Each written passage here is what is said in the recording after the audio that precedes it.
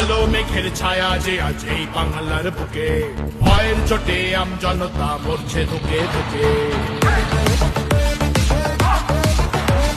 কালো মেঘের ছায়া যে আজ এই বাংলার বুকে, ভয়ের চোটে আম জনতা মরছে ধুকে ধুকে।